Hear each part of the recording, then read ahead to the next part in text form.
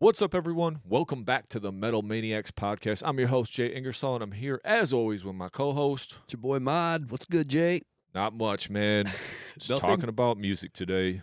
So this is part 2 of the Albums of the Year episode, but these are just more kind of like honorable mentions, stuff that we've listened to. If you want to listen to our Albums of the Year, we also encourage you to comment below on your top 10 albums of the year, so Nick and I, we can become more familiar with stuff maybe we didn't mention. Yeah. That was a long episode, so if you listen to it all, we very much appreciate that. But we have a lot that we didn't touch on, so we thought part 2 was definitely warranted of things that we'd want to go over because we did listen to a lot of music this year and a lot of albums this year. Yeah. So we at least need the time that we put into it, speak our piece on it. Plus a few EPs. Those didn't make the list, even though there were some strong EPs this year. So we wanted to talk a few EPs. So we're just here talking music with you guys. Hit us up in the comments. Let us know if we missed anything. And I'm ready if you're ready, homie. Yeah, I mean, we had to speak at length about the albums that we listened to the most. And now we've got a whole list of things that I haven't had the chance to listen to, like every single song on a new album or EP, what have you. Or I have listened to a whole EP or two. And I just wanted to take time to speak to everything else that was new this year that we didn't go over in the previous episode, because there's so much of it. And even if I haven't listened to the whole album, I still want to speak to the fact that a lot of bands out there did put out new albums this year, or even new EPs, and they deserve attention as well, even if it's not full-length albums. So, and with full transparency, we will not go into that much depth. No. We'll probably keep it bang, bang, bang. Yeah, Keep this episode a little bit shorter. But because that was like 10 albums a piece, and now we've got, it feels like 30 or 40 bands to name drop real quick, you know. So we're not gonna just sit here and bury people in descriptions like we did in the last episode. So why don't you go first? Because I know you had a few on your list that were like some EPs. So we'll just volley back and forth for a few, and like I said, we'll keep it short and keep it interesting. So okay, so I'll just open it up with a rather new band for me, and maybe for a lot of people, and very fun and exciting. The Callous Dowboys with their EP, God Smiles Upon the Callous Dowboys. Right off the bat, I'm going to tell you, in my opinion, this is for fans of Dillinger Escape Plan, 12-Foot Ninja. All of them. Maybe like some really chaotic Faith No More. Like not the, I don't know. That might be, maybe Mr. Bungle would be a better, would be a better accurate representation of it. Now, we're talking some riff soup here. And it's fun, but there are definite callbacks. The thing that's interesting to me as I'm listening to this is how they'll have the callback, but from the time that they like get to the callback, there'll be a bunch of riff soup in the middle. Okay. Then they'll do the callback, and they'll go to different riff soup. Okay. And it's so fun for me to go from like a part that I know, a little journey, driving around, don't know where it's going, and then bam, there's the callback. Nice. And then they go into something new, so it really stays fun. Amazing instrumentalists, all of them, and a lot of vocal range. You know, it kind of blends in with some of my rock tastes because of the vocals, maybe. But there's screaming, there's core, there's metal on there. There's just heavy, fucking heavy is what I wrote down here. I love the wild leaps from one musical passage to the next. It doesn't feel gimmicky, but it does feel like wildly out of the blue, out of left field. Mad genius musicians, fucking heavy. Jay, so I have here, I wanted to interview you real quick about writing songs like this that are that chaotic, like Book of Inventing Funerals. Oh, yeah. You know, like, how is it that a musician writes something that is so riff soup? You know, like, what is going through the mind of a songwriter when you're writing something, like, so chaotic like this? Because I feel it's something that you have done at length. The whole Architect album feels like that. Like, is it just... I mean, can you speak to it at all when you write something so chaotic like this and riff soupy? Like, I think it's more liberating. Yeah. Where it's like I'm not writing it with any confines for anything. Yeah. I'm just writing this part. This part's cool. What's the next part? Does it even go together in any... Because the way I write now is 1,000% different. Sure. I'm thinking of trying to use the same notes the whole time or stay in the same key, the same scale. Whereas before, I'm just writing a cool part after a cool part, or at least in my opinion, it's a cool part after a cool part. And it's almost liberating at times. And if you got 5 guys that just want to do that and are influenced by Dillinger Escape Plan and Mr. Bungle, like, it's going to be fucking chaos, you know, and top tier musicians at that, because we can explore more. And I think some of that for me was pushing that envelope a little bit. Sure. Was like, how technical at the same time can I get with these notes? So, Yeah. you know, it's just a mindset. Yeah, you I think know, it brings a lot of diversity to the songwriting, and it's very entertaining for people if you do it well, and they do it really well. So the Callous Cowboys dropped an EP this year. God Smiles Upon the Callous Cowboys. Super love it. Cannot wait to see them in concert. I promise you, if you go out, I haven't even seen them, but I just know it's going to be hype out there in the pit. People are going to get hurt, unfortunately, like going wild out there because the way that they throw down in their music videos, there's no chance that people are not throwing down in the pit to this band. This is a band that I haven't given enough intentional listening to. Sure. Harkening back to the other episode where it's very important to do that. I do want to get into these guys more. I've heard nothing but good things about these guys. I've turned it on like in a cold shower or lifting or whatever, you know, and it's just kind of on. And I'm like, okay, this is all over the place. I swear I heard like some saxophone. I think there's some girl vocals and stuff. Makes sense. I think there's a female in the band. Guitarist, yep. Yeah, so it is kind of all over the place. But even with something like this is the last thing you want to turn on in the background because then it just sounds like noise because you're not getting that next part. But I love that there's callbacks, and I'm definitely going to be listening to this one. So it's enjoyable. You'll like it. Cool. Moving on, I'm going to throw an EP out there before I even get into the list of all the things that I've listened to. We're just going to go into the Glass Casket EP. I love Glass Casket. I've always loved Glass Casket. Adam Cody, the singer, sang on one of our albums, for Christ's sake. Thank you, Cody. So, or Adam Cody, thank you. Yeah, Adam Cody. So, Derp. But yeah, so I can't say enough good things about these guys. When this album came out this year, I was so excited for. I love me some BT Bam, and I'm glad that those members are off doing that. You know, because it's Blake from BT Bam on drums, and man, it's weird. I have all this encyclopedia of knowledge, but when we got the cameras and mics on, nobody's name I can remember without having to look it up. So it's all good.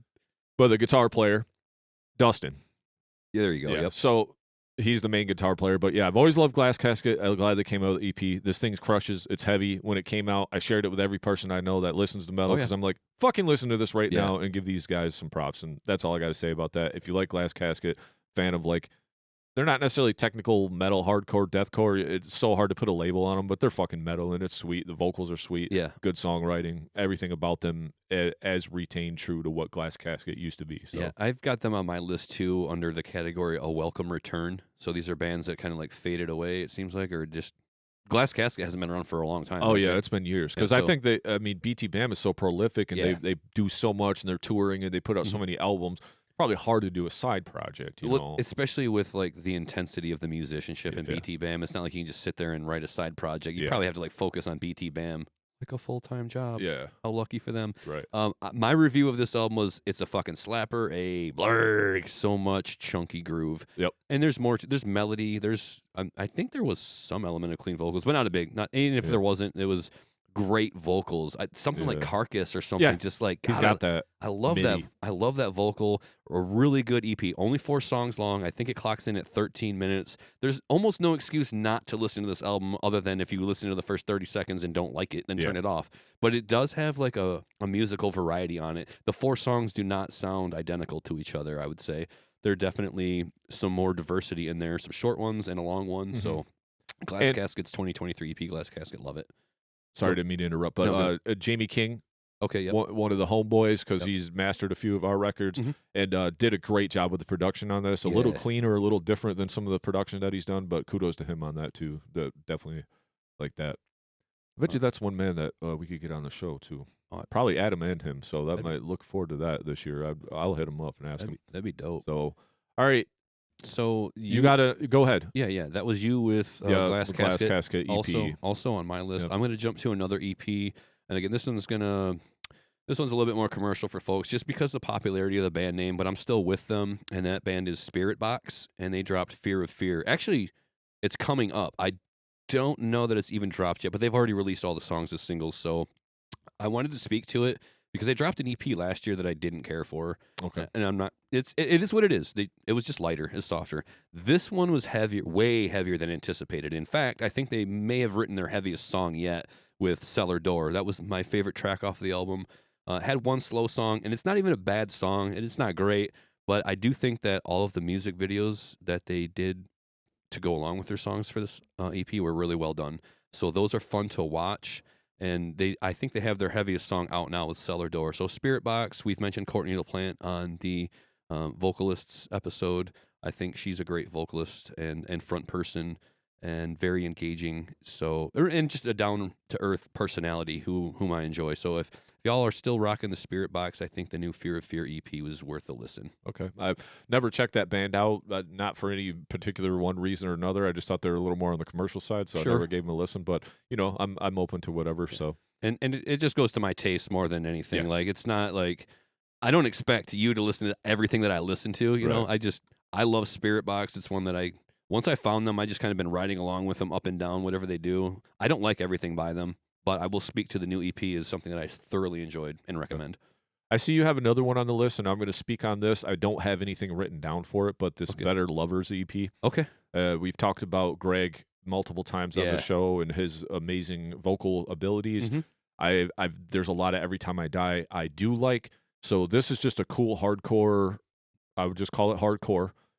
Maybe post-hardcore. You can start pulling hairs. I don't know, whatever. What were we calling Every Time I Die? What is that genre? To me, that's hardcore. Okay. Them guys are just hardcore. I mean, they have metal elements, some melodic stuff, and I know the singer guitarist. Not Keith, but the guitar player, he's a big fan of death. Even when I seen him play, he had a Death shirt on, and now he's some giant AEW wrestler or whatever, so he doesn't even play, I don't believe, much anymore, if I'm not mistaken. So he's not in this band, but that was a great EP, great songs, great singing. I would have to give it more intentional listenings because it is just an EP, but I am looking forward to what they're putting out this upcoming year. Yeah, Greg Puciato on anything has got my ear. You say less, Yep. Just say less. Yep. I fucking love Better Lovers already. So, was that one you got to listen to, or I see you had it mentioned on your list here? Yeah, so. I think I want to say there was the 30 Under 13 or something. And then there was another track that I've only been able to listen to like 2 tracks from Better Lovers, but Greg's on it. When I get the time or as it crosses my path, I'm just going to love it immediately because Greg's on it. Like, unless they're going to do something really stupid weird on me. They don't. It's pretty good, man. Then we're good. Good, so. I'll back your opinion on it. All right. So I'm going to move away from EPs because I'm kind of the only 2 that were on my radar as far as EPs went this year. I'm going to move into a band. I think it's Judiciary. Yeah, Judiciary. Yeah. So Flesh and Blood. This got it on my list too. Yeah, this is like an honorable mention. Almost could have put this album up in one of my top 10s because some of the ones could have been interchangeable. My first word about this is riffs. These dudes this album from front to back is just heavy. It rock. It's in your face. It's pissed, but it's audible and riff heavy. Mm-hmm. This band blends hardcore and metal just right to me, the way it's supposed to be done. You want to talk about metal and hardcore done right, these guys do it. Although the vocals kind of follow pretty much the same path all the way throughout, they fit and do the job just right. I can live with that if they fit in the right spot and do the job right. They do have, I have a note here, not everything has to be extremely technical. Not every vocal has to be layered 50 million times. I just love this album. It's impactful. I don't remember if it was a Luke or a Larry that showed it to me. Probably both because they kind of throw things my way. But I just listened to this album again the other day just to know that it was one that I took multiple spins. But these guys are pissed. They're heavy, and they do everything right in my book. And I like this band a lot. Okay. I got one for you riding on the heels of that I don't know if you've listened to them much, but I think you may have heard some by now. And for one, I like the name of the band because it harkens back to an Infinite Design song title. And the name of the band is Johnny Booth. Oh, yeah. I got him on my list. Okay, so Moments Elsewhere is the name of the album. And I have been steadily listening to this band and enjoying them more and more along the way. And as we were leading up to the previous episode, I was giving them more and more intentional listens. I haven't made it through the entirety of Moments Elsewhere, but from what I have been hearing from this band, they do go into that Callous Dowboys, that Better Lovers type of genre, in my opinion. But maybe even heavier, Vane FM, Spite. I'm really fucking angry shit here we're talking about with this Johnny Booth. Yep. And, it's newer. It feels like it has several genre influences in it. And the bands that I just mentioned are probably what you're going to get stylistically from them, but just a great band on the rise. I think we're going to be hearing more from them and seeing them on some bills, and just a band name to have in your head. Johnny Booth on the come up. I think they're they're going to be fun to see live. I am looking forward to the opportunity of seeing them live. So, Jay, what do you know about them? So I'll tell you my few notes that I have about them. Sure.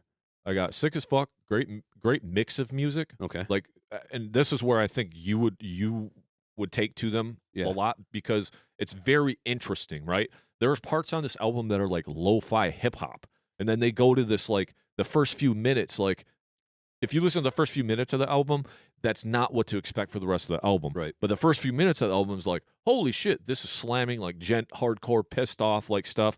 But then like, and some songs are structured, some have hooks, and some just tacks good riff after good riff. Mm-hmm. It's heavy as piss, or it's heavy as shit, but it's mixed very well.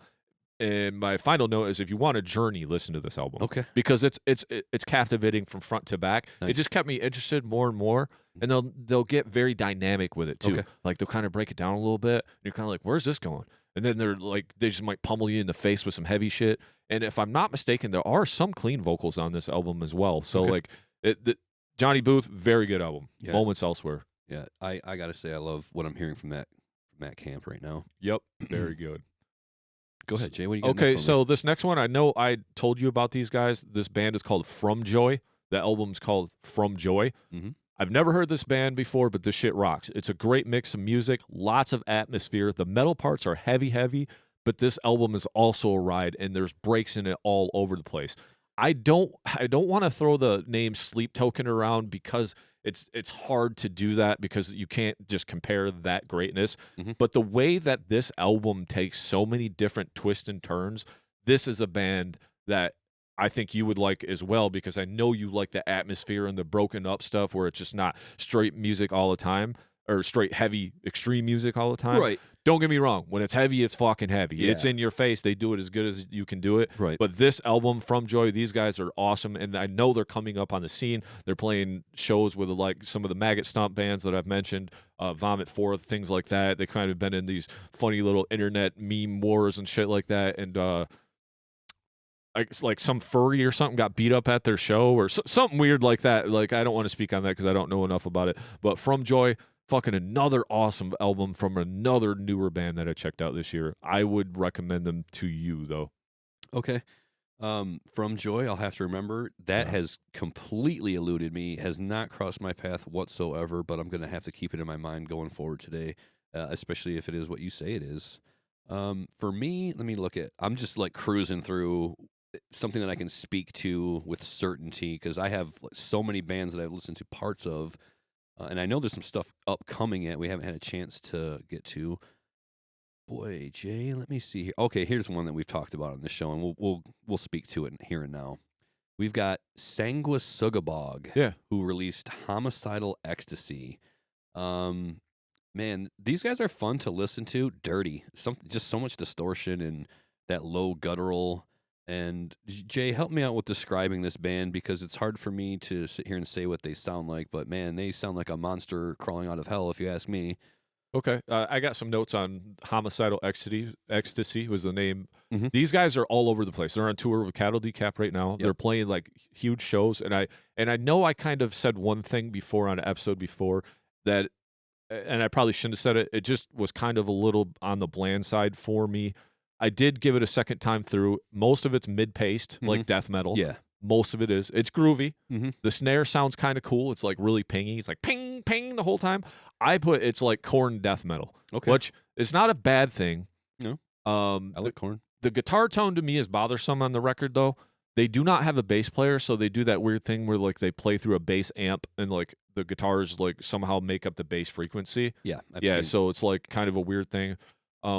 It's like this wall of distortion, and Yeah. a lot of it is very riff soupy to me. Mhm. Most of the vocals are just death metal straight through. There are a few variables. He does a few pigs. It's very old school in its approach, right? Okay. Yep. Because with the mid-paced death metal, there are vocal patterns and some cool riffs. It speeds up at parts, like grinds a little bit, and as the record goes on, I felt like the record got better Okay. from the first part of it, Mhm. and there's enough variation to like kind of keep me coming back. But for me, it's just kind of middle of the road. I didn't dislike it at all. Right. I also give these guys their flowers because of the work that they're putting in. Okay. They're a constant internet machine. They're constantly putting stuff out. new something every day they're giving you, like a Nice. new funny meme or a new funny.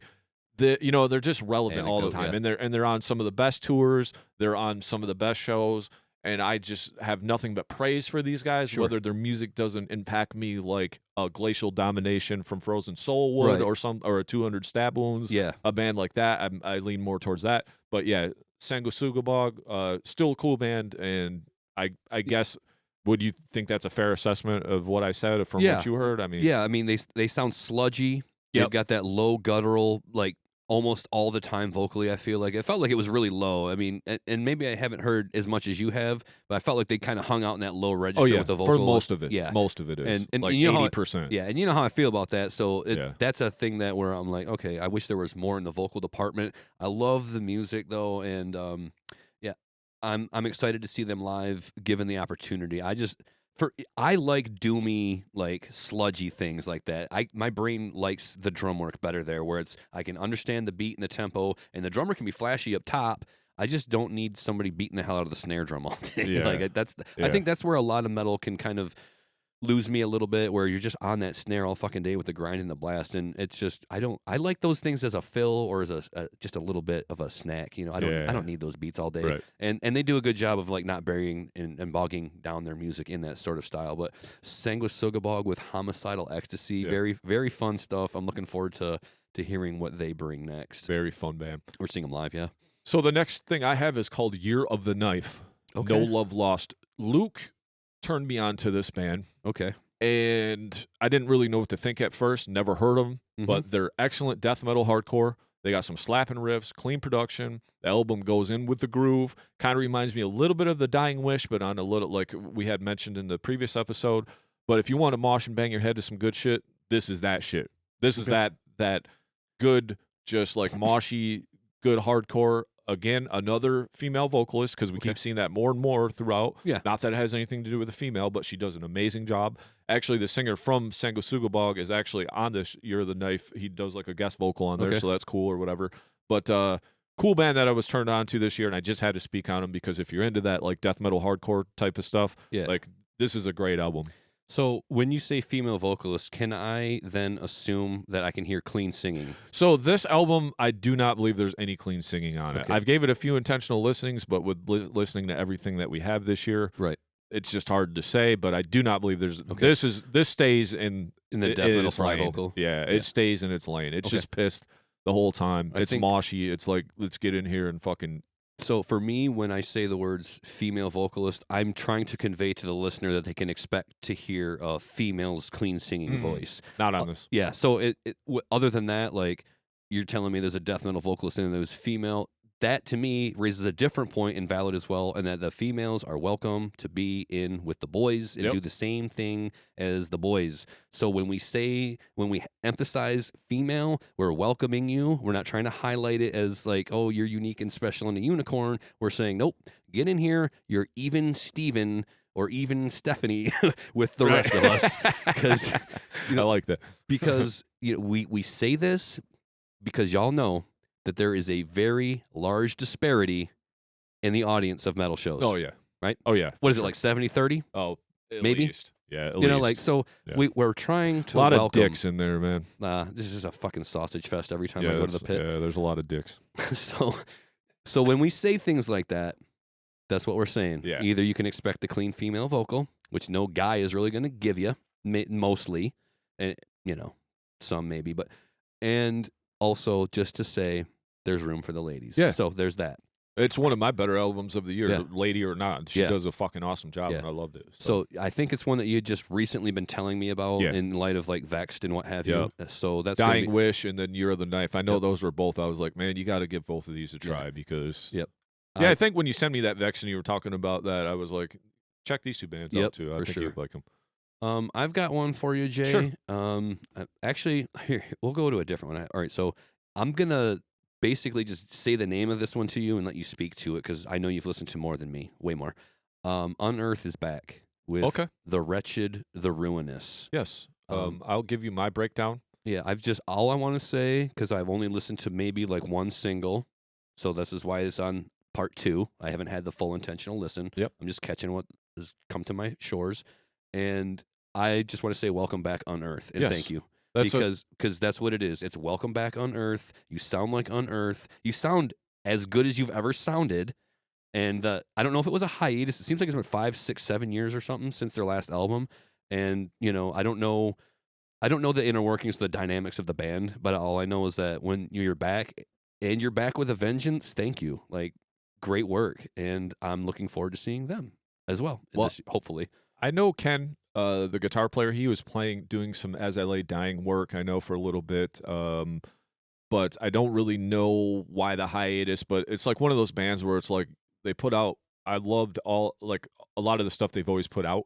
But it kind of gets to that just like really monotone. You get what you get with them. Mm-hmm. But I haven't listened to them in years because they kind of give you the same thing over and over. The singer only had one register, and it's like technical metalcore. The guys can shred, and it's good shit. There's breakdowns, and it's heavy.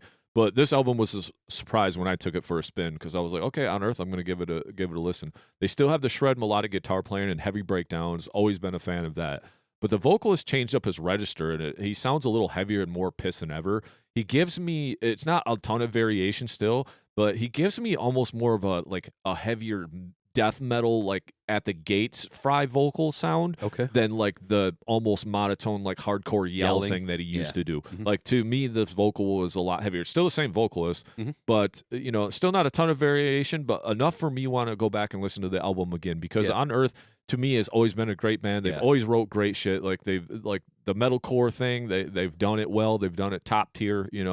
Obviously not as like varied as like a Kill Switch because I love me some Kill Switch with the big choruses and all that because they just don't have that vocal power to do that. But when they stand alone, when they stand upon as far as like being able to write or play whatever, these guys can do it. So I thought it was a great album, honestly, man. The thing I love about Unearthed and bands of the like, maybe even throw in a Shadows Fall, if you will, for their one part nostalgia because they've been around for a while.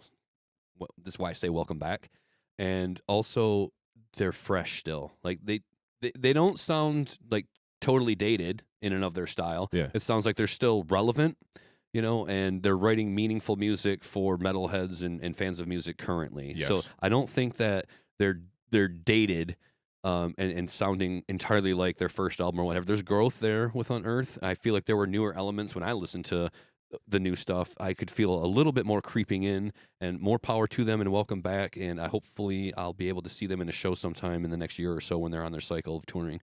Yep, that was a good call because definitely a good album. I know it's going to be a mean fucking pit with Unearthed. I bet on it. So we're going to go back into some technical death metal, another band that's been around forever. Okay. So we got Cryptopsy as Gomorrah Burns. Okay, I've got it on the list. The Canadian death tech metalers return with a brutal follow-up from the Book of Suffering, Tome 1 and 2 from 2018. I think that was their last effort that they had. This album slays and it's brutal from front to back. It's what you can expect from Cryptopsy. No cohesion, no song structure, but relentless riff after riff, technical part after technical part. Although I'm not big on this soup Cryptopsy is notorious for, their furious riffage and technical prowess really always set them above. Like these guys were kind of doing that before anybody else was doing that, where like every riff, like you kind of didn't know what to get. It was like just some crazy blast, and then like they could break down in some weird like acoustic part. We know that from when we were introduced to them back 20-something years ago on that Blue album. Yeah, thinking of the title, I can't remember. It's like their second or third album, I think, but it was like after Lord Worm had left. Yeah. The first time. I don't know if he got back in the band after that, but that was a cool album. I know that. But this as Gomorrah Burns is like a little more palatable, a little more ingestible. Okay. I would say if you like tech death metal, if you like riff soup, if you like Cryptopsy, definitely go with this album. The singer isn't monotone. He does a lot of variation. And I really like this. If you're in a pissed off mood and you just want some straight tech death metal, please put this album on. I really liked it a lot.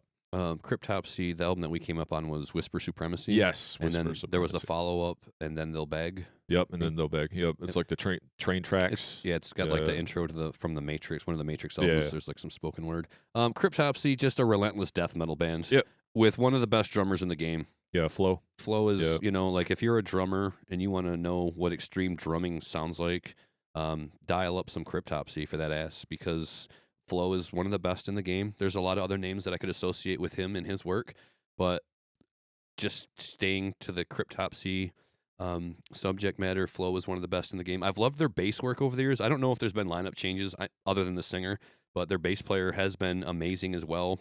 And yeah, it is riff soup, but it's technicality, it's proficiency, it's like it's death metal, and we're not sitting here trying to sell you like big choruses coming out of this band. And, it's not. And hooks, like that's not what you're getting. You're getting steamrolled. You're tied to the tracks on this one. Yeah. Hell, you might even be tied to the front of the train on this one. Yeah, for sure.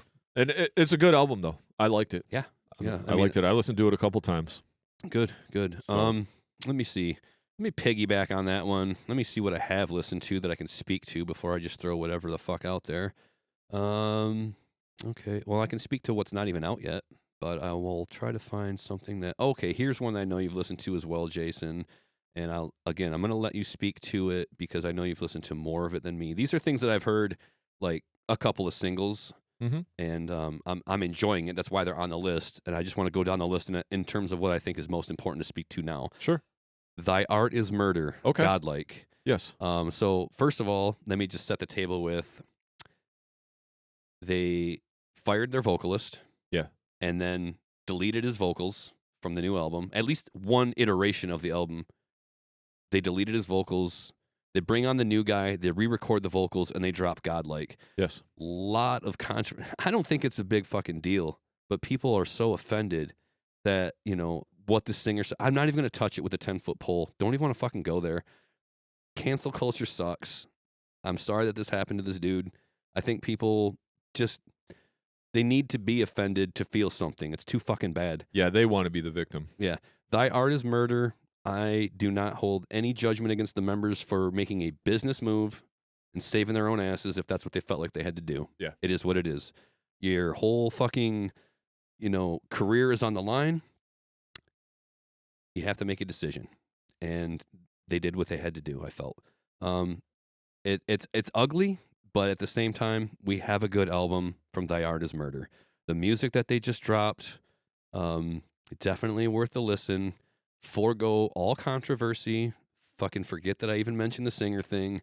Listen to this album. Jay, speak to it musically if you would for me, because I have liked what I've heard so far. And that's warranted. So deathcore always goes in the backseat for me usually because a lot of it is just the same, right? Mm-hmm. Like, so Thy Art is Murder, heard about him for a long time. It is a deathcore record, but I haven't given them their fair shake just because I felt like they fit in with the same carnifexes and the same just blah, blah, blah vocals. But when I listen to this, I have it's deathcore, but finally with some songwriting and hooks and vocal patterns. Mm-hmm. There are choruses and things that come back on this. Okay. That when I listened to this, I was blown away, so I shared it on social media. Then I got the backlash about thy art is woke or whatever. Like, I don't give a shit. Like, can we just listen to music and shut the fuck up about that shit? Like, okay, whatever decision they decide to make doesn't mean I'm not going to listen to their band if it's not good music. I have spun it a few times. The shit is heavy as it comes. Yeah, they have the breakdowns. Mm-hmm. It's deathcore. Yeah, it's its own brand of deathcore though. Yeah, like it fits in well with the deathcore aforementioned bands, but they don't get into that thing which turns me off about deathcore, which is the vocal soup, the constant never shutting the fuck up and not letting the music breathe. They do have the backing tracks on here that's been more popular with death metal and deathcore. So I'm assuming they'll pull that off live. But I think it's a great, heavy, and interesting listen. Like, this was on one of my lists, and I even numbered all my stuff, and this one got a 7.5, and I don't think that's that bad. So yeah, that's a new one that came out this year. Surrounded in controversy even. So, yeah, they're back. Thy Art is Murder, Godlike, and it's a good one. Jay, what else did you want to speak to today? I'm going to give you a couple just in a row real quick. Rapid fire. Let's have it. Blindfolded and Led to the Woods, Rejecting Obliteration. This album is heavy. It's punishing. It's a great effort of metal and hardcore, steamrolling at times. This band lives up to its name, like Blindfolded and Led to the Woods. My problem there's nothing too memorable or to grasp anything. But like if you just want some pummeling, like heavy riffing and like just straight to the point metal, great album right there. This next band I'm going to speak of, this is something that I thought that maybe you would lean a little more towards because it has. So this band is called Nightmare, Deformity Adrift. Okay. They're a great band. I'd never heard of them before, but there were times on this album where it sounds like a true nightmare. All right. Great layers and depth, and this band is heavy as hell. It gives me that like kind of open feeling that you like that sludgy neurosis vibe at times. Yes. Like there's some technicality there. Okay. Not a whole lot too memorable, but maybe it's one of those ones where I'd have to listen to it 2 or 3 times and some stuff would come back. But this one I think should be more on your radar because it has that opening and that atmosphere and layers and depth to it more than like the Blindfolded and Led to the Woods, where like I kind of putting them both back to back because they were like I listened to them back to back. They were just albums that came on my radar this year, but I think you would really like that Nightmare band. So is it Nightmare with an extra R on the end? Nightmare. Night Marer. Yeah, I got you. Yep. Cool. Nightmare. Yep. I'm gonna look into that. I got it written down right now. Yeah. Cool band, man. I really like this. I really like the album. It spoke to me, and I was like, okay, cool. I'm messing with this. So cool. Man, there are a lot of bands. I have like a list that I could just sit here and just read and say nothing about because they are so old. You already know what to expect. Jay, I'm going to just sit here and say like 10 albums in a row just for the sake of time and just to say to people, hey, your favorite band dropped a new album this year. Okay, you ready? Yeah, go ahead. All right, so you guys know this band called Metallica? They dropped 72 Seasons. There you go. Overkill's back with Scorched. Okay. So we've got some thrash metal from the 80s still with Metallica Overkill. Our guy Chuck Schuldiner favorite band, Sortilege, dropped a new album. Can you believe it? They're still doing the thing, Jay. Apocalypso. Oh, wow. Obituary's back with Dying of Everything. Can I stop you? Yes, go for it. I would like to speak on that because this album I did listen to. All right, go for it, Jay. I know you want to go rapid fire, but we'll do rapid fire pause. I just want to get it. Whatever catches, go to it. So I listened to this Obituary album, Dying of Everything. If you like Obituary, you would like this album. Okay. If you like something from this band in the early days, but it's hard for this band to be doing the same thing after 20 years and finding any excitement from it for me. Okay. Right? I think it's closer to 40 years, man. Oh, yeah, okay. Yeah, that makes more sense.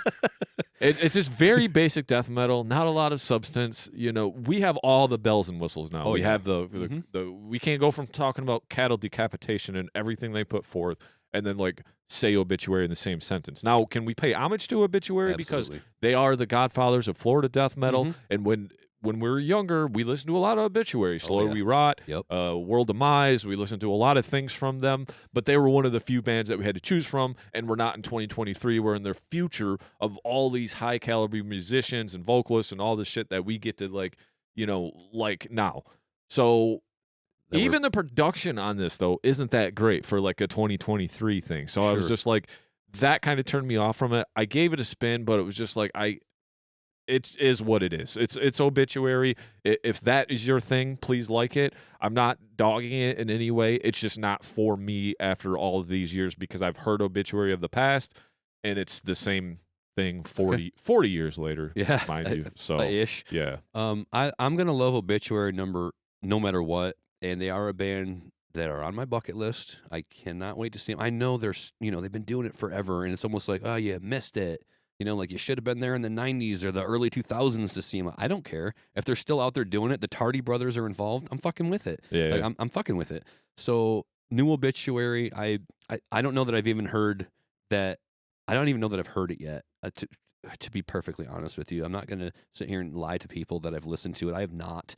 I just like Obituary, and they've got a new album out, and I'm going to make time for it is basically where I'm going with this. And I know you have listened to it. That's why I bring it up, let you speak to it. Yep. But on the notion of the band Obituary, I wanted to piggyback on that one and drop in one that I've discovered that I really like, and I think they don't even have a full release yet, but the name of the band is Fugitive. Okay. And the song or the EP or whatever they've got is called Blast Furnace.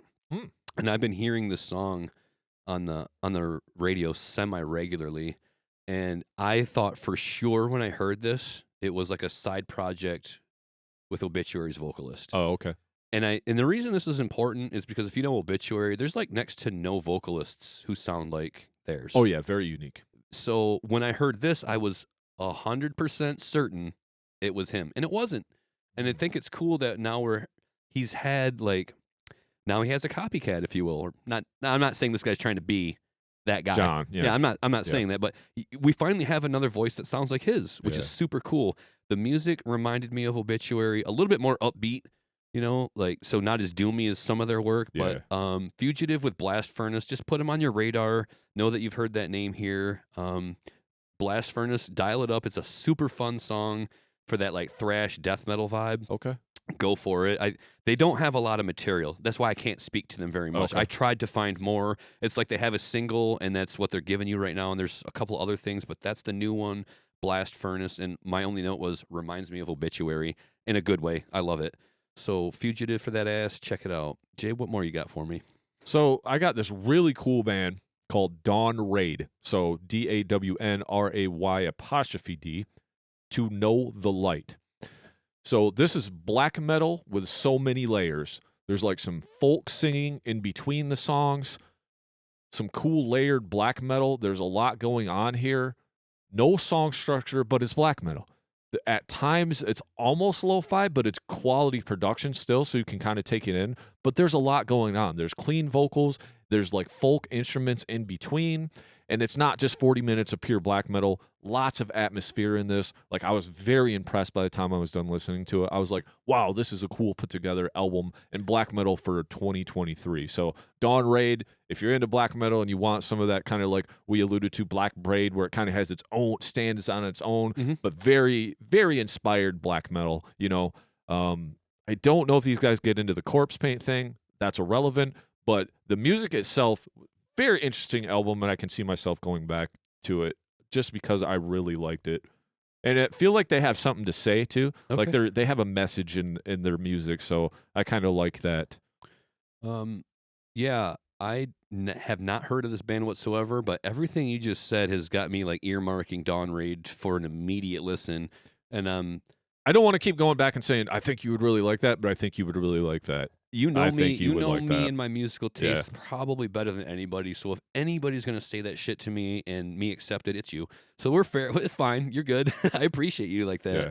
Like, you know my taste. So I will definitely look that up. Let me scroll. I'm scrolling. I'm just looking for things that are at this point more and more relevant to people and what's good. I got quite a few left. So yeah. So again, now we're getting into in full disclosure. I've already said this. I have not had like the full intentional listens on this music that I'd like to. So when I speak to it, I'm just saying I've heard some of it. Can't wait to hear more is basically where I'm at with this shit. So here's one that I've had a chance to listen to a little bit of, just again on the radio and surfing YouTube and stuff. And the band name is Mercenary. Okay. Soundtrack for the End Times is the name of the album. Okay. And my note here is just melodic death metal. Yep. And that's where I'm at with Mercenary. Maybe nothing standout-ish, you know, which is why they're not in the top 10. And plus, I don't really know them that well, so I can't really speak to them at length. All I know is thank you so far, Mercenary, for the work you're doing, because I love it. And I'm speaking to your name right now. It's melodic death metal. It sounds really fucking good, and I'm going to look forward to hearing more from them. Jay, do you know them or heard of them? No, I have not. I've heard the name, but I haven't heard enough to even speak on them. Yeah. So Mercenary, a good one for melodic death metal coming up. I'm looking forward to hearing more from them. hell yeah. I'm going to go into the boys, the classics, the Acacia Strain, Step Into the Light. They had like the 2 albums come out this year. You get what you get. It's a fucking steamroller from front to back. Acacia Strain has always been one on record that's hard for me to listen because I know they put 2 albums on. One is Step Into the Light. So they put out 2 albums this year. And one of them was more of a sludgy, doomy one. But I'm just going to quickly speak on that. I did just see them live. And oh my fucking God, they were awesome live. So my love for Acacia Strain like went from like not even really caring, but yeah, just like exponential increase. Yeah, just so good live. Sounded so tight. The crowd loved it, which made me love it more because I'm like the energy was awesome. Yeah, they just put on a great show. They've been doing it for so long. So I have to give the Acacia Strain their flowers. I could go back and probably listen to more of their music and give them more of a chance. But I just wanted to speak on that because they did put out about a couple new albums. Obviously, if you're a Acacia Strain fan, you're going to know that they came out. But I just want to say, if you want some heavy steamroller shit that's just going to roll you over and you get what you get with them, listen to their new stuff. I want to quickly piggyback on the notion of becoming a fan through a live experience. It's real. It's so real. Like, you can not really care for a band and then see them do what they do well, and then immediately become a fan in the course of watching them live. And that's why I think it's so important for people to like go out to shows to support bands. For one, that's their livelihood. They need you out there. For two, do yourself a favor and see how music feels when you're there in its presence, live, visceral, not listening to a flat dead recording, that's ages old from another time when they did it in the studio and perfected it. Yep. I'm talking about living, breathing art on display. There's nothing like live music. Maybe a play, like maybe a stage performance of a play is cool, or a musical, which I hate. I can't do musicals. Yeah. So one or the other for me, but visceral live music will make you a fan of a band, especially if that band has good, serious musicians in it who, are good at their craft. And just a testament to live music. So, Jay, I want to bounce one off of you here that I think you'll know, and you'll be able to speak to it a little bit better than I. I'm just going on based on your vast musical knowledge. Jesus Piece. Yes. So Unknown is the name of the release. Yep. All I know is that the few instances of me listening to Jesus Piece, they've all caught my ear. That's why they're on this list. There's probably a photograph on my phone of a song that I've listened to and just loved and I had to speak to, and I'll know that you can speak to it more because I know that you've taken the time. So please tell us more about Jesus Piece. I know that I liked it. What do you have to say about it, Jay? Jesus Piece, they really harken back to like the hardcore. Yeah. I mean, they're a hardcore band. Mm-hmm. They're like a 5-piece band. Which is surprising for me because you'll know my tastes do not involve a lot of hardcore. Yeah, that's why I was kind of interested when you said that because they do it well. They have some metal elements. Mm-hmm. I mean, nowadays it's so hard to distinguish what's metal or hardcore or core whatever because everybody's everything, Yeah. But Jesus Piece, heavy as shit. You want to mosh. You want to pick up the quarters. You want to fucking spin kick. Like Jesus Piece are your guys. Like I can't sit there and say no the albums and the songs, but I was led to them by the Garza podcast, which I do enjoy because some of the bands that he has on there, I always go and listen to that band. And when I listened to Jesus Piece, I was like, oh, this shit's fucking cool. And another one of those bands, my hardcore buddies, Luke and Larry. Yep. Sharing that with them and talking to them about it. They like that band too. But yeah, Jesus Piece, super cool band, man. Yeah. Definitely like it. They go hard. Yeah. I know Good that band. if you're going out to see that show, you're stand on the walls or be in the pit. Yeah, or you're getting fucked up for sure. So we kind of go back talking about the live bands that make an impact. I know I talked on the If He Dies episode that Walls of Jericho made a huge impact on me this year. Not that they put anything out new, but at that same show was a band, See You Next Tuesday. They came out with the album Distractions this year. Okay. So knew about this band for a long time. Like speaking of Luke again on this show, like he had them like on one of the Sweat Fest back in the day. These guys have been doing it for a long time. They're Michigan boys. But this album is a complete mind warp, just along with their live show as well. Blisteringly heavy and just chaos grind. Like, if you just love that shit where your brain feels melted afterwards, See You Next Tuesday is your guys. Like, if you like grindy chaos, check this out. These guys have been on it for a long time, and they took a long hiatus, but they're back, and they're back with what they do best, and that's just punishing noise grind. They break up the music with like samples and crazy synth parts and have a very unique riffing style, and it's just as technical as it's noisy, like all over the fretboard. Yeah. And when they pulled it off live, man, they were everything that I'm speaking of was fucking awesome. I mean, they're technical because you got to be technical to pull off all these kind of weird noises and constant grind and know all these parts that never repeat. Yeah. There's nothing to grasp onto, but if you want your brain melted, like, check these guys out and shout out to them. They're from Michigan and they kind of been doing their thing for a long time. And I know they just put out some like remixed albums, or they're going to in 2024. And what they do is very, very cool. And I give them their flowers. So, okay. Yeah. Say again the band name of the album for me. See You Next Tuesday. Oh yeah, I've heard of them. Yeah, Jesus. I was going to say, yeah. Like my mind, it's I'm called looking, Distractions. Yeah, I think I'm distracted by my list. I'm like trying to find the next thing to listen to. Or to like talk my about. brain's melted even from listening to the description. So yeah, the name of the band is pretty upsetting though. Yeah. I did score. I think I wore it on the pod, but I did score an awesome T-shirt from those guys because actually the singer did art for the Calculating Insanity EP. Oh, okay. The alien thing. Yeah. The drawing of it. Okay. He did the album for that. So that's our ties to See You Next Tuesday as well. Very nice. So. Cool. I love that. Because he's like a tattoo artist or whatever. Super fucking cool dude too. It's always nice when one of the musicians can draw and do art. Yeah. I am not he. I am a words person, and I struggle with that. God, come back. So I want to try to find something that I can speak to more. Okay. We're getting down there in terms of what I know about some of these bands, and some of them, as much as I know, I just don't want to give them too much attention because there's more fresh music out there. So here's a band that's been around for some time. I'm discovering them little by little as I go, but the musicianship here is amazing, and they do a lot of interesting things. And I know you know this band somewhat, and we're probably both discovering them, or maybe you know more about them, but Entheos, Okay. with Time Will Take Us All. Yep. So I've been following them through the year and just little by little getting to know, talk about your powerhouse vocalist. Yep. Man, wow. And the musicianship too. Like very progressive, very very extravagant musicianship, fucking heavy, also very like atmospheric, right? Yes. So like I don't know, maybe a progressive death metal band. And a lot of variety here musically and vocally. Jay, take it from here, please. I did not know they came out with a new album this year, so I didn't give it a listen. Side note with these guys, like Your Mom's House, Tom Segura and Christina Pazynski or whatever. Do you know who Your Mom's House is? Tom Segura, the comedian. I know who he is. So yeah. they have a like super big podcast called Your Mom's House, and they had like put one of her videos on there, like of her like screaming the death metal. They were kind of like poking fun at it, you know, obviously, but not knowing like what it takes to actually do that. Sure. So I know them through their social media presence. Yeah. I know them through like just catching a lot of their content, which is like a cool way because that's how you got me. I didn't really get into the music, only because I have not given it a chance to listen to it because it's just one of those bands where there's so many things happening and so many things going on that it's hard to say I listen to them. But like I do want to give that band more of a chance. When I seen it was on your list, I was like, oh, that's one that kind of I missed. Yeah, so they're just same, like to what you just said, the social media presence, right? Every day, Entheos is in my feed with a reel, and it's usually the vocalist doing their thing, you know. And that's a great vocalist to pick up and learn from, the variety there.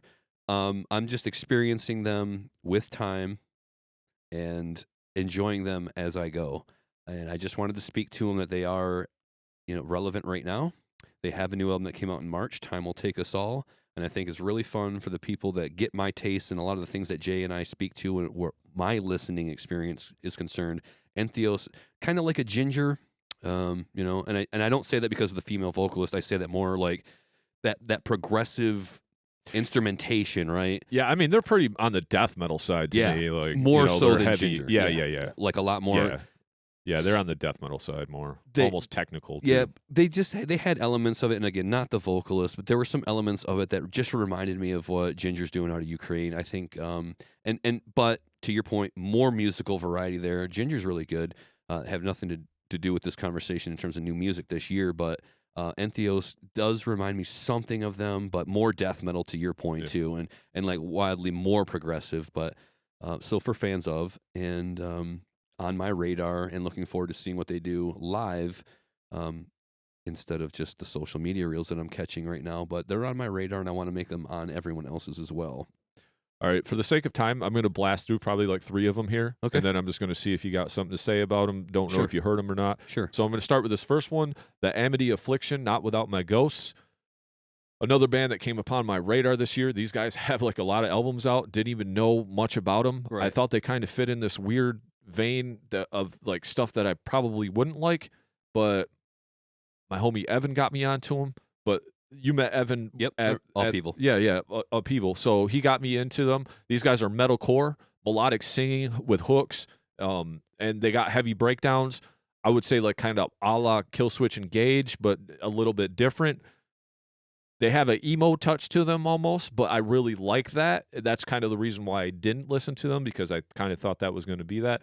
But, man, this album should be mentioned because I really like this album a lot. The melodic singing, the bass player does the melodic singing on it, so they got super cool choruses. And if you're just kind of into more that metalcore with a good songwriting, but with that touch of heaviness like Killswitch, definitely check out The Amity Affliction, Not Without My Ghosts. Are you familiar with this band? Or only by name, and if I have heard anything, I won't be able to tell you because again, not on my radar as much either, but this name is forever long in the two. Like, it's been around forever, so I think it's time for me to at least... It's worth it, dude. Just listen to it and not think you would like it. Not be ignorant to it. Yeah, I'm for that. Okay. Like, that sounds good to me. I'm going to throw another one out there, Go which for it. one is I'm surprised you didn't mention. So Valamaya Mother, Oh, they came out with an album this year. God damn it. So yeah. I wasn't sold on this album at first, but by the time the album ended, it shaped up to be a great record. Okay. So sometimes with a gent, you get what you get. Like, it's cool you can do all these polyrhythms and time signatures, and it's like, as a musician, like, yeah, I hear what you're doing, but after like 3-4 songs of just that, okay, cool. Like, you can do it. You know, it's just not for me after that. It's like, but there's enough diversity on this album to keep me intrigued. Nicely technical with tons of variation and some cool clean singing, which I didn't know that we're doing this now in Valamaya. I did not know we're clean singing now. So these guys have progressed a ton since the early days of jamming them. I got into them at first when gent was like kind of the thing, like, oh, cool, you know, Valamaya, you know, fuck. Names escape me now, but Within the Ruins. Within the Ruins, yeah, that's exactly the name I was looking for. But these bands that are kind of doing all this gent stuff or whatever, but like that all kind of tapered off because after the burial, all that, liked it, but it just kind of all started to sound the same to me. Yeah, that genre immediately got watered down. But such an explosive genre, but it got immediately watered down. And bands like Veil of Maya, who wanted to make it, they had to make changes to survive and be more than just like that gent core thing that was happening. Like, these bands are super good. Yes. Like, the musicianship is just S tier with a lot of these. Oh, yeah. However, when you sound like 40 or 100 other bands, you have a problem. Yes. You know, like, you need to be able to get your name out there. So if Veil of Maya is introducing more things I love this band, and I have known that they've been on the clean singing thing for a little bit now, and more power to them. As long as, you know, if they are comfortable with introducing that to their music and it fits, good, because you need things like that to help your band grow in a world of 100 copycats or sound-alikes. But they are definitely a powerhouse band who I know kills it live, so haven't had the intentional listen that I want. You caught me there, goddamn it. Yeah, I thought so. This would definitely be one on your list because I know you were fans of these guys. But yeah, I am. You know, I always liked them, yeah. like we said, but I thought everything kind of started to sound the same. That's why I kind of just disposed of them and moved on to some of the other things that spoke to me. Not that it was bad or they weren't badass musicians or anything, but this album has definitely been an exception to the previous works I've heard from them. Okay. Like, it's kind of surpassed everything. There's a technicality on here that is more than just gent and polyrhythms. Like I said, some cool vocal patterns and a really solid, good album to boot. So okay, yeah, they're a good band. Definitely worth the time to talk about and listen to. Man, I'm really getting down there, Jay. It's all good. I got like 20 more. So I do too, but it's just like, again, how much can I speak to these bands? I'm being very selective now. Real quick, Stylosis dropped A Sign of Things to Come. We've talked about it already. We talked about it on the one new release episode we did a few episodes back. We talked about that. September. So that's out. Stylosis is great. Thrash death metal. Good metalcore record. I even have that. Go back and listen to the releases of the episode for the rundown. Isn't in my top albums. I like the last record a lot better. Right. But good songwriting. Josh is a beast, and the solos are good. You know, just not as heavy as what they've come to before. Right. They have elements of almost like a. And I don't put this in a bad thing because I know you like Breaking Benjamin, but when I want my Stylosis, I want my Stylosis. I don't want my Stylosis and Breaking Benjamin all in one. You know what I mean? So when you say that, I like to merge it into the idea of like Trivium. Yeah. You know, so that it's a little bit more palatable for people, or there is that fry vocal, there is that clean chorus singing, there is that formulaic song structure, there are the thrash riffs and the guitar solos. Yeah. So that's what you're getting out of Stylosis, and another consistent release by them. Solid good record, though. Yeah. Still. I had another one on here. I love how I'm just scrolling up and down this bad boy. Okay, so we've got, can you speak to Grime Reaper Universal Exsanguination, Jay? Never heard of it. Nope. It's fucking fun. It was like some grimy, well, just in the name, Grime Reaper. I mean, give me a fucking break. That was some death metal, like some new school OG sounding death metal, Grime Reaper, so check that out. I got a band on here who, look, man, when I heard this, it took me right back to mid-late 90s. Mood Ring is the name of the band, and Your Light Fades Away. And all I've got for a note on this, heavy on the Deftones vibes. So if you like that old Deftones, like around the fur. Adrenaline around the fur. Yeah. But heavier. Okay. More modern. But just immediately I was like, oh, these guys grew up on Deftones. Nice. And it's good to hear that. I mean, people like or hate Deftones, don't care. I love Deftones, always have. It's not like they can do no wrong. Right. Like there's Deftones I could live without, but definitely. Yeah. So for the Deftones fans, check out the band Mood Ring. I thought they were worth the listen and the time. How about Wormhaven, Jason? Never heard of it. Same as Grime Reaper, I think. Okay. Yeah, like I said, I'm getting down there to like things that are new that I've liked. That's why I have to name drop it. But I can't speak to it at length because, again, time is a factor. And here we are doing a Album of the Year episode part 2, and there's still a lot catching up to do.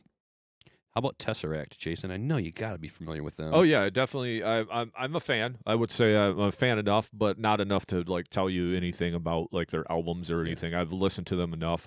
They get in that gent territory with like almost mixed with a like a Dream Theater-esque type situation. I would say because they got like some clean vocals going on and kind of like the big production where it's like kind of very open and atmospheric too. You know. Yeah. Cool band, but I hear that I name. can't speak on them enough to I hear say. that name thrown around a lot, and from what I've heard from them, they are fun. They almost give me that gent new metal vibe. Yeah. So and with the progressive elements too. So they're a band that I know their technicals all fucking. Yeah. So that's one that I had to bring just by virtue of the fact that they dropped a new album and they're still out there doing their thing and sounding good doing it. I can jump to like shit that ain't out yet. Well, let me plow through some of these because I got quite a few that I gave an intentional listen. So, Harm's Way. For some reason, I do not have the name of the album, but I need to get it. Harm's Way. I have not even heard of this band. Okay, so I've become it's called Common Suffering. So Harm's Way. There's a podcast called Hard Lore, and it's called Stories from Tour or something like that. Like that's kind of their moniker. And the one guy plays in Twitching Tongues and I think God's Hate, and the other guy plays in Harm's Way. But they like interview all these hardcore bands from Knocked Loose, and they're like big fans of metal and stuff. It's kind of like a podcast like ours. But Luke, when he started listening to our podcast, he's like, check these guys out. Well, the one guy plays in Harm's Way, and so I was like, well, I'm going to check the dude's album out or whatever. Twitching Tongues, it's just not for me. It's kind of like more rock and roll type shit. Sure. But Harm's Way, The Common Suffering, fucking great record. Super heavy. It was produced by Will Putney. These hardcore powerhouses have been doing it for a while now. I didn't even know nothing about this band till this year, but this is my first venture into them. They've been pounding the road for several years and big among like the hardcore scene. This is like hardcore metal, you know. The album reflects the path they took. Breakdowns of sludge throughout this record, makes you want to mosh. Some catchiness and enough diversity to keep you intrigued. They kind of go into like some electronic elements later on in the album, and to listen to them talk about the album like really makes me like it even more. So there are at times it seems when the master bus is distorting, but it gives the album some charm, like so it's just so in your face and distorted. But words on it, it's devastating. It's it's fucking heavy. So I'm gonna go into Incantation, Unholy Defecation. Old school death metal, not bad. For those whose favorite album is Death Leprosy, you know, nothing stuck out or gave me a reason to go back and listen to it again. Nothing too interesting, but it's Incantation. I know a lot of people just hang on every note and every word, but it just goes back to the obituary thing where it's like, I've had too much good music to entertain a new album from Incantation. Like, if old school death metal is your thing, go give it a listen. It's just not for me, right? So, speaking of old school death metal, have you listened to, if you can call it death metal, let's call it thrash death metal, the new Sadist album, The Shadow Inside? I have not. I know it came out. It's not even on my list. It's just one that by the time this episode was time to air, I just didn't get to squeeze it in. Yeah, same. I see people talking about it. Haven't had the time. I thought I'd bring it up on the chance that you had the time to listen to it, and if not, we'll just keep moving forward. I see Cynic dropped Euphoric Forms. Anything on that? Nothing on that. No, I love Cynic, but I haven't made time for them either. Samael Rebellion EP. Nope. Neither. Nothing for that. I love Samael, but again, I'm going to have to. So now I'm just like highlighting things I got to circle back and actually listen to. I'm mentioning them to you on the hopes that these are bands that I like. That's why I'm mentioning them. I just haven't had the time to get around to all of these. And that's about my list. How about Of Sulfur? Seems like one, just the OV Sulfur. Yeah, cool band. They have The Burden of Faith. The term flies around black and deathcore. Okay. a lot. Fun band, like they kind of like lean towards kind of the black metal imagery and everything, but they do have like the heavy breakdowns of the core stuff, so they kind of mix it all together, like the black metal and the deathcore. Super cool band. I thought they were super awesome, but enough to like I don't have any notes on them, but really cool band. Of Sulfur is a cool band. I do like them. All right, that's like okay. I maybe can talk about things that are coming up where I've heard singles, but I'll pass it back to you on anything I was going to say, I got about 5 or 6 more. So, hit me. Gridlink, Cornet Jupiter, they came out with a new album. These guys have been on my radar for a while. They are a grind band, but they're interesting in the fact that they're unlike See You Next Tuesday, where that's more like grind noise stuff. These guys are like melodic grind. They do a ton of grind, but they do like a lot of like melodic stuff, but the grind, it's just fucking constant grind. There's like one onslaught of one vocal, but I actually kind of like the album, to be honest, and I've always kind of liked them. We'll move on to Wormhole, Almost Human. Great technical death metal. One boring vocal kind of kills it to me. Not too many parts to grab onto, but some great riffs and shreds. So Wormhole, Almost Human, those guys definitely came out with a banger of an album. So we're getting down here. The World is Quiet Here. Zon is the name of it. I was turned on by these guys, by Derek McLean from work. Mm-hmm. He said, I checked it out, but this is like some of the best and worst music I've ever heard in my life. Like, yeah, it's weird. It's like cool music with interesting ideas, like really like technical and everything. And the vocals are like really cool at times because they get like heavy and stuff. But then he does like this weird, quirky, like power metal vocal throughout the thing. I just gave the album a listen to add it to the albums list or whatever. But yeah, worst and best music I've ever listened to. So it's kind of a weird take on that. So End. Let's talk about this band for a second. End. Yeah. The Sin of Human Frailty. Holy shit, this is heavy as fuck. If you want some stuff you're just pissed off at the world, please listen to this new End.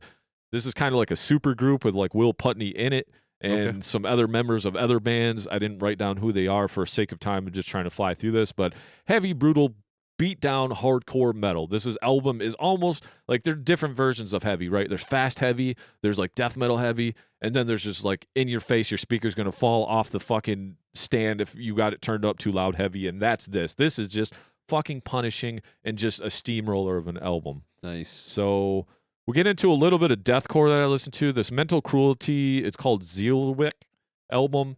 This band has moments of promise. Cool symphony elements and heavy parts, kind of harkens to that black and deathcore theme that we talk about because they have like a lot of the orchestration, but the vocalist also has to say, hey, look at me, I can ruin every part of the song by making some kind of scream over every note or every riff. Right. So the vocalist is skilled, but has the tendency to be super redundant by locking in with like every breakdown. Every time there's like a fast breakdown, like he'll sing over that and then it'll like stop. And then it'll do it, and they do it like 7-8 times in the album. Right. There are a few bright points where things get more interesting than deathcore, like some folkish type acoustic guitars and stuff going on. But every band wants to sound like this now, so it was just kind of one that fell under the radar.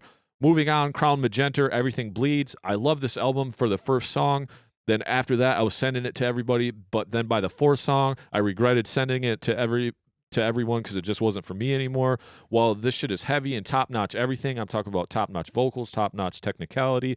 Another band that kind of wants to be Lorna Shore, if they hear this or ever hear this, they'll be like, fuck you, probably. But the vocalist literally never shuts up, and it annoys the shit out of me because not only do you not shut up, you do not write any vocal patterns, so it's just not for me. Sorry.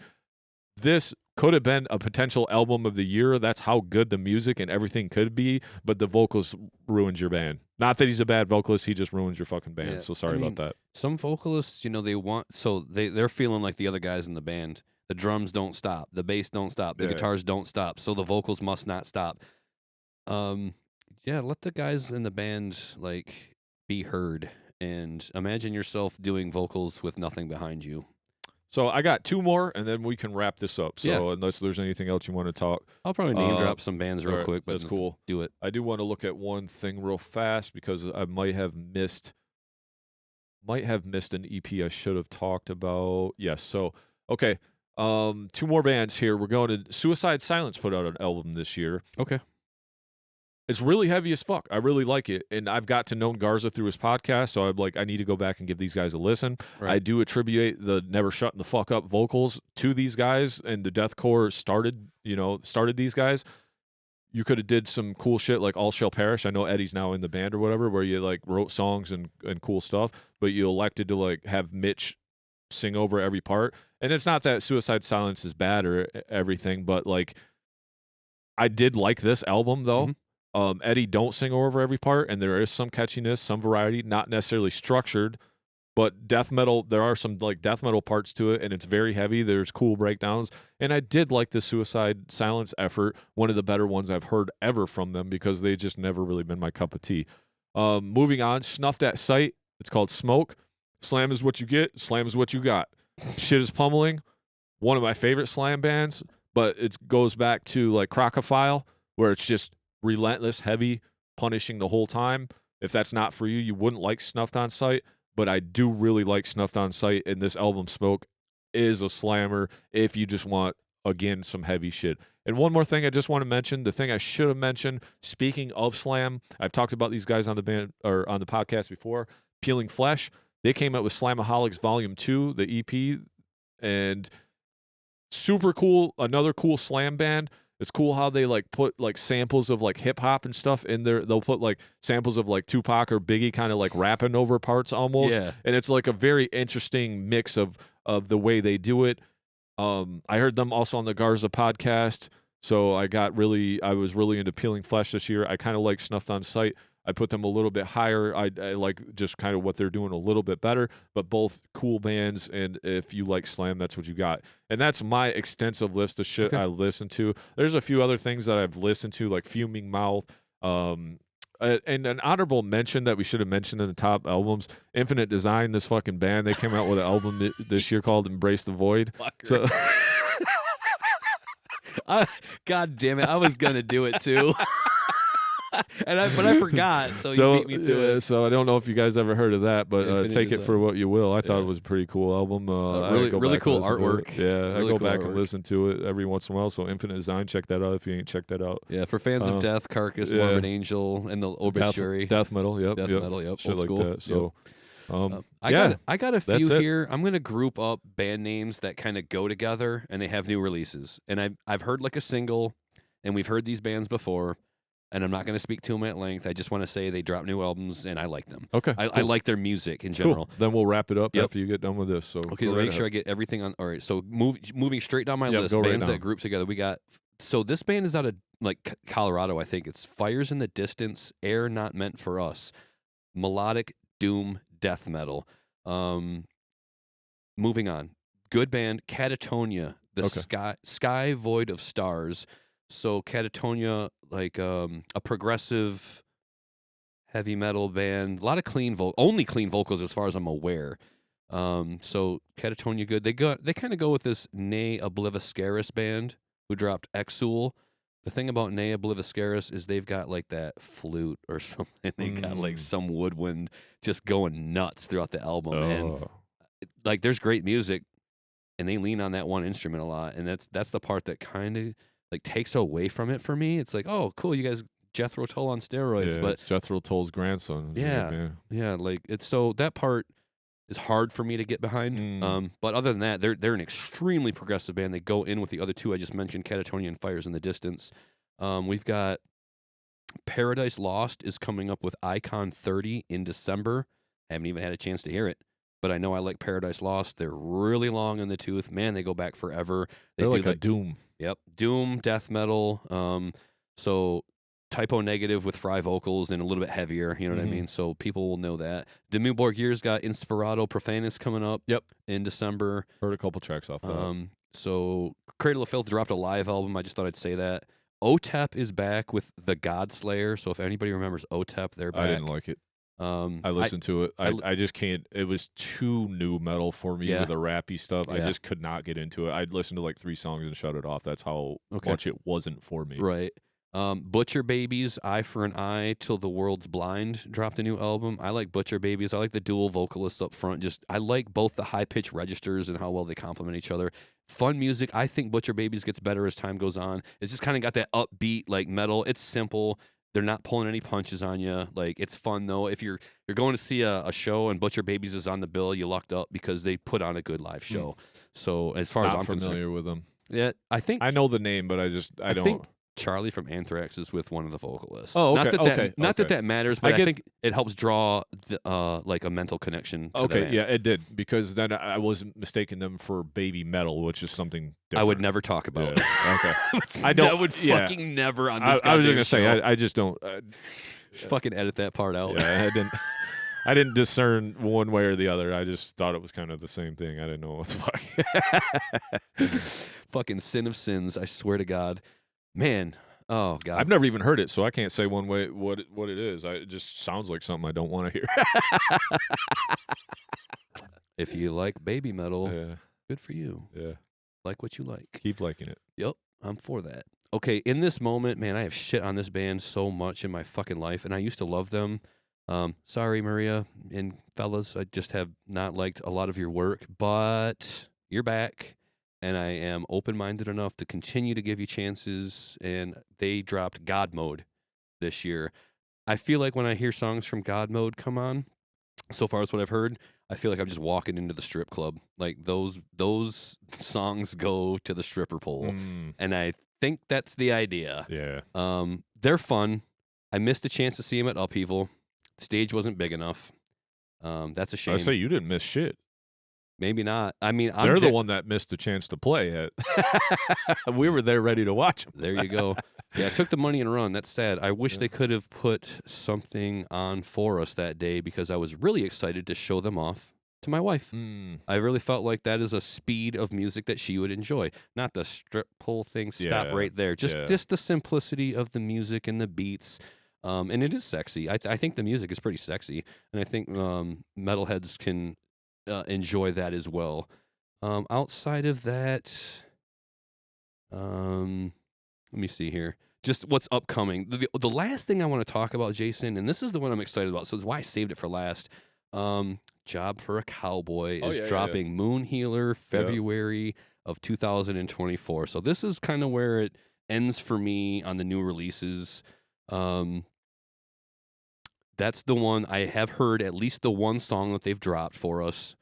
Fucking love the bass work. I love what they've become. Seems like in the time that they've been gone, welcome back, Job for a Cowboy.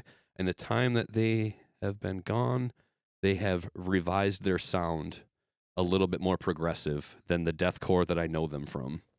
Have you been able to listen to anything of... So the new... I will say this. The new Job for a Cowboy... I have not listened to that, but when you look at if you go back to 2014 Sun Eater, so they did, Doom. Doom was their first EP, and that was like on the whole deathcore era, right? 2005 or whatever. Yep. But you're saying they come back with more progressive sound. Go back to Sun Eater, because I remember buying that album. Okay. And I remember being blown away with the same things that you're talking about. Even if you look at the artwork, it's very close to like Moon Healer. Like, they have been on this progressive path, going from deathcore to more death metal for a long time, actually. But Sun Eater is along that, like, just bass all over it, technical metal all over it. So if you want something to suffice, definitely go listen to Sun Eater, and then like look forward to seeing Moon Healer, because it's almost like, Sun Eater, Moon Healer. That's kind of hey. Now you see the correlation there, but oh yeah, but check out Sun Eater. That I am definitely familiar with them being more and more progressive all the time. So I actually do have two more bands. I'll just ask you if you know them. I've heard at least something by them, and I thought it was good, so I'll at least name drop them. Immortal Disfigurement. They're dropping an album called King, I believe, in January of 2024. And now this is a former vocalist of, is it CJ McCreery or, God, what is the name of this vocalist? So he is a problematic person, apparently. And I'm not going to speak to... Oh, yeah, I think he was the dude that was doing. in Lorna Shore, wasn't he? Thank you. Yeah, I knew he was in a big name band before. So, what I've heard from him, just want to be Lorna Shore, like kind of taking off where they left off. So the only reason I had to mention it is because of the fact that so what if it sounds like Lorna Shore? It did sound good to me. I was kind of surprised I hadn't heard of it at all. Yeah. Dude's vocals were something else, man. I was pretty blown away by it. I was like, whoa, this guy actually scares me with his vocals. So that's coming up for those fans of that style of music. And then Upon Stone, Dead Mother Moon. Have you heard of this band? No, but I just seen an ad for them, and I wrote it down or put it in my notes that I want to check this band out because the way they were talking about the description of it, I was like, oh, this might be something I would like to check out. So I did see that in a Facebook ad or something. Yeah, so. I have to revisit it. I definitely have heard a song or something by them. That's how they made the list. I did at least listen to some of this. That's why they're being spoken to right now. So I wanted to ask you if you knew about them. I know a very little bit about them, but they're coming up January 19th with a release, Dead Mother Moon. So we got some Moon albums in the new year, and that wraps up my list of things I've listened to from 2023 carrying over to 2024. Good year for music again. Anything else that you got that you're looking forward to that you can think of? New job for a cowboy. I'm looking forward to 2024. Just being able to catch up and write notes about these albums as we go instead of trying to jam them all at the end of the year. Yeah. And then it'll give me more intentional listings, and it'll give me more time to revisit the ones that I really like to speak on a little bit more. Yeah. And then maybe refine the list. This is our first time doing this, but it's almost like a needed thing because we're in a extreme metal podcast, so we're going to talk about metal and we're going to talk about releases. So that's about it, man. Yeah, I mean, so for me, again, we did this thing not necessarily on the fly, but we only just started this podcast, and then when we're like, oh, it's the end of the year, we probably should do an album of the year type thing. Yep. I crammed in as much as I could. We spoke to the intentional listens, and then I gave you everything else that I listened to, even if it was only a song. Yep. Just to say, hey, I heard this, I liked it, or I've heard it, and you may like it based on these other tastes that you have. So that's everything I could come up with for 2023 that I can remember. I've listened to a lot of other things too, but just keeping it to metal, that's what you get from us today. I am looking forward to that job for a cowboy. I am looking forward to going back and listening to some of the things I hadn't quite got to yet. That In Flames, for one. I know I've heard a couple of songs, but they're a near and dear favorite of mine going way back to Jester Race. So even if I was lost along the way, I'm still going to be a fan. That love doesn't go away. I still love what In Flames is and has done. It's just like kind of being mad at somebody for doing something you don't like. It's not their fault. It's your fucking fault, dude. Yeah. It's my fault I didn't like some In Flames. That's fine. They're doing their thing, so I'm looking forward to returning to that. But we've got some good music on the horizon. It's been a good year for music. I'm looking forward to people enlightening me to what they're enjoying from this last year and what they're looking forward to coming up this next year. Well, with that being said, I hope that you guys are following through since it's only week 1 with your New Year's resolutions. If that's something that's necessary to you, I hope that it is, or, bettering yourself. I know I'm looking forward to this year, but that's always kind of my take on everything to better myself. I don't really make resolutions because that's like a weekly thing for me to try to do something beyond my comfort zone. And if you guys listen all the way to the end of this episode as well, we really appreciate it. And keep it metal. Thank you so much for checking out the episode. Be sure to hit that like button and give us a share. Yeah, and if you enjoyed our podcast today, please give it a rating on your streaming service to help us gain some exposure. And if you really enjoyed the show, please give us a follow or hit that subscribe button and come hang out with us every week. And remember, keep it metal.